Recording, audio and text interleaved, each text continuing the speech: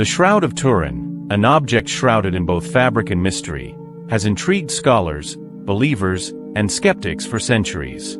Its story begins in medieval France, where historical records first mention a linen cloth bearing the faint image of a man. This relic, said to depict the face and body of Christ, was displayed in the small village of Lire around the 14th century.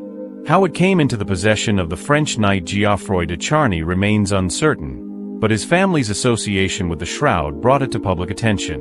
In 1578, the shroud found a permanent home in Turin, Italy, under the care of the House of Savoy.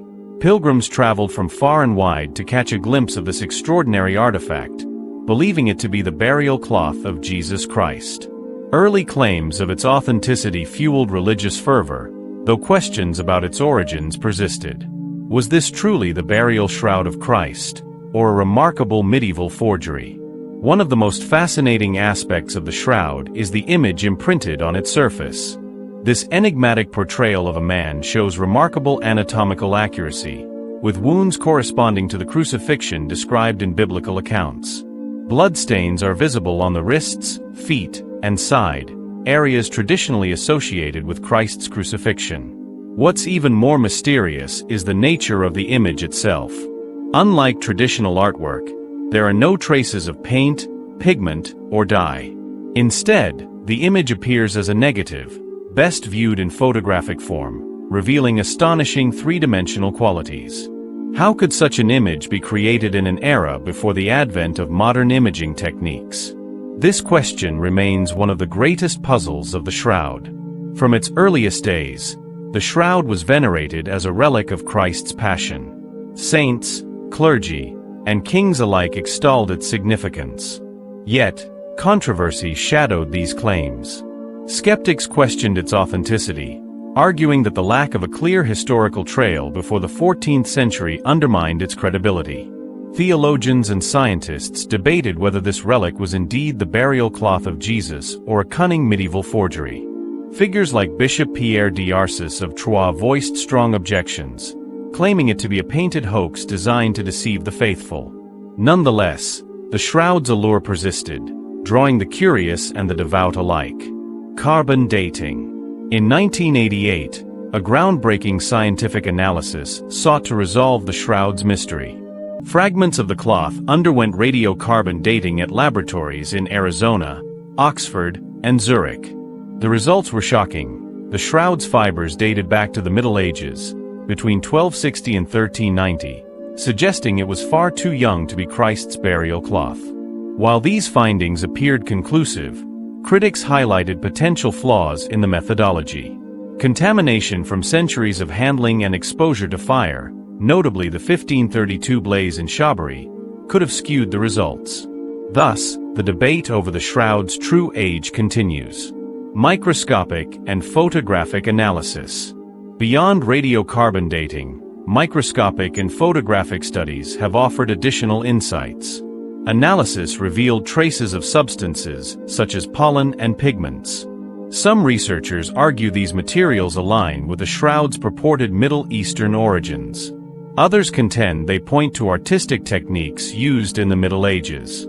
Photographic studies, first undertaken by Secondo Pia in 1898, unveiled the negative image phenomenon. Modern imaging techniques have since enhanced our understanding, but the exact mechanism behind the image formation remains elusive.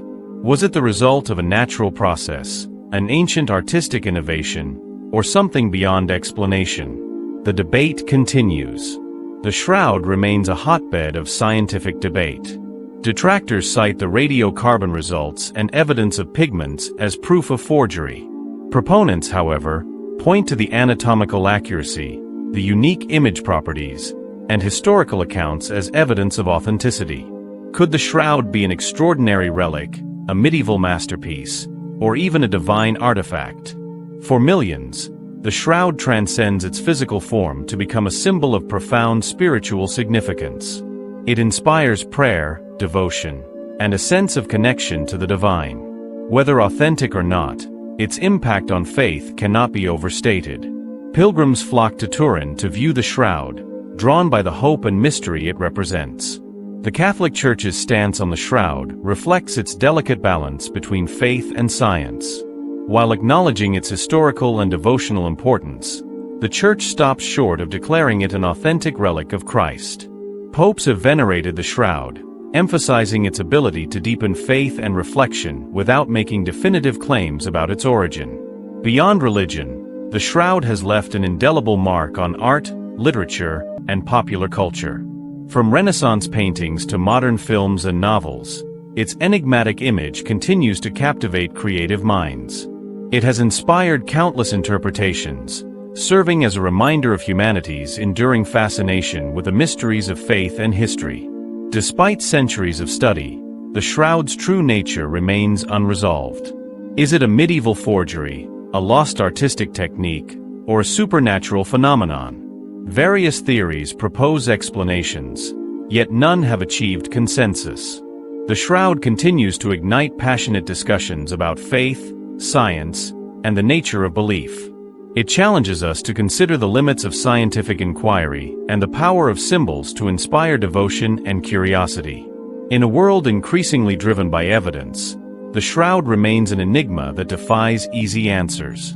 Ultimately, the Shroud's greatest legacy lies in its ability to inspire awe and wonder. Whether seen as a relic, an artifact, or a mystery, it compels us to ponder questions of history, faith, and human creativity. Its story is one of enduring fascination, drawing us to explore the unknown. Thank you for joining us on this journey into the mysteries of the Shroud of Turin. What do you believe? Is it a miraculous relic, a medieval masterpiece, or something else entirely? Share your thoughts in the comments below. If you're intrigued by this topic, check out the documentaries and books linked in the description for further exploration. Don't forget to like, subscribe, and hit the notification bell for more deep dives into history's most captivating mysteries.